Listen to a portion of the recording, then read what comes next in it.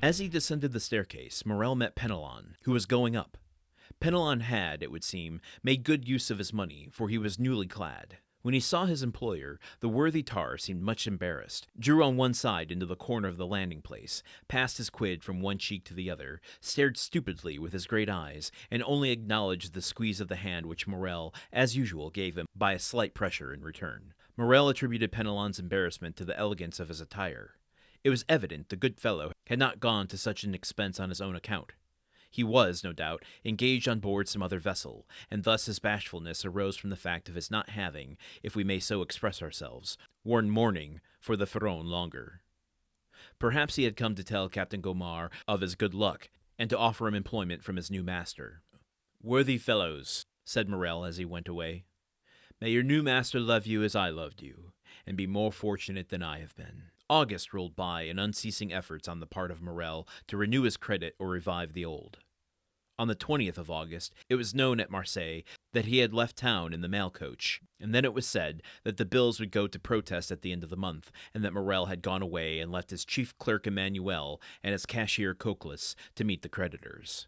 But, contrary to all expectation, when the 31st of August came, the house opened as usual, and Cocles appeared behind the grating of the counter, examined all the bills presented with the usual scrutiny, and, from first to last, paid all with the usual precision. There came in, moreover, 2 drafts which Monsieur Morrel had fully anticipated, and which Cocles paid, as punctually as the bills which a shipowner had accepted. All this was incomprehensible, and then, with the tenacity peculiar to prophets of bad news, the failure was put off until the end of September.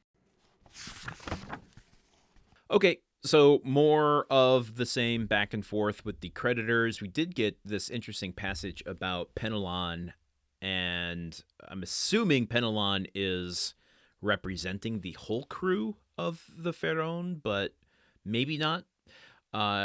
Especially because Morrel is assuming that Penelon is going up to tell the captain, who's just arrived separately, obviously recovering from his illness, going to tell the captain that there might be new employment elsewhere.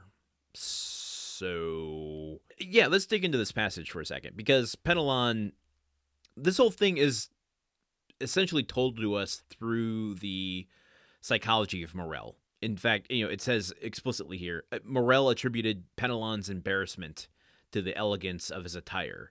So he's assuming Penelon's experience here, looking at him as, expressing some embarrassment at seeing his old ship owner, and yet wearing fancy new clothes that obviously Penelon couldn't afford on Morrel's wages.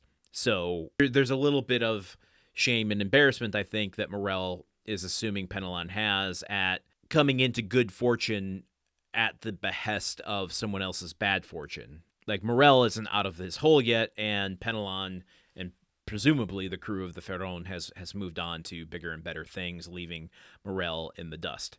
And Morrel, this little line of dialogue here, right smack in the middle, what's interesting is that Dumas doesn't let us into Morrel.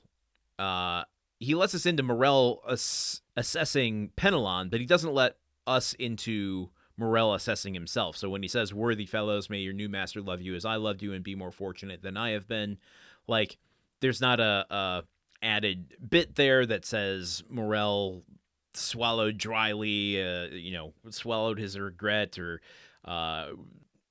said this trying to get the words out of his mouth. Like, there's no insight into the difficulty that Morrel has in saying this. And maybe he does, maybe he doesn't. I guess that's for us to kind of decide. I would imagine, with what we know of Morrel, this is a genuine sentiment. It's not just something he's saying in passing or, for politeness, but it's got to be hard for him to say that, right? To see fortune favor someone else, people he knows. I mean, it's not like it's fortuning someone that isn't deserving of it. I mean, I guess I don't know Penelon that well, but I guess that's all just, another little dip into the internal life and experience of Morrel through all of this. So I don't feel like there's a whole lot new stuff to comment upon. So let's just go into some frivolous research I did. There's a line up here at the top that said, "The worthy tar seemed much embarrassed and drew to one side, ...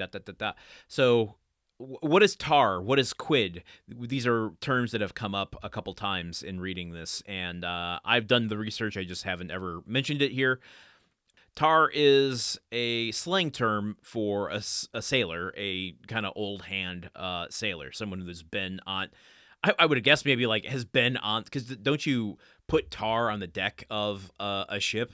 So maybe someone who's been so long on a ship that they've become one with the tar man. Then there's quid, which is not money, but a lump of chewing tobacco. So kind of just something you'd put in your cheek and think of your old West, Western characters moving their chewing tobacco from side to side and spitting into a spittoon. All right, and the last thing I think I want to say so far, we're only 3 episodes into chapter 30, and we've got quite a long way to go, is this feels like it's heading towards something, especially because so much of the kind of fast forwarding through time is happening so quickly here. We're already into August, and we started in June. And it feels like this is like a very quick drumbeat or march toward something. And find that very last sentence there, with the tenacity peculiar to prophets of bad news, the failure was put off until the end of September. So does that mean that there's going to be a failure that we have to encounter? Dante's not going to let that happen, right?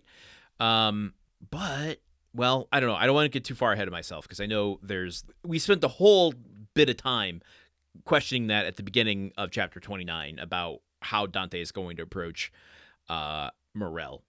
So the failure was put off until the end of September. Is that putting us in the thought process of everyone assuming that Morrel is going to fail? Also, this chapter is called the 5th of September, which is the beginning of September. Okay, curious. Anyway, let's continue here tomorrow with a little bit more of chapter 30 and see where the heck we're going. Until then, okay, goodbye. The Countdown of Monte Cristo is part of the Gruntwork Podcast Network. This show is produced, edited, and hosted by Landon Solano. The original text of The Count of Monte Cristo by Alexander Dumas. Theme song by Magic Solo. If you want to support the show and others like it, visit patreon.com/gruntworkpod. Thank you for listening. See you tomorrow.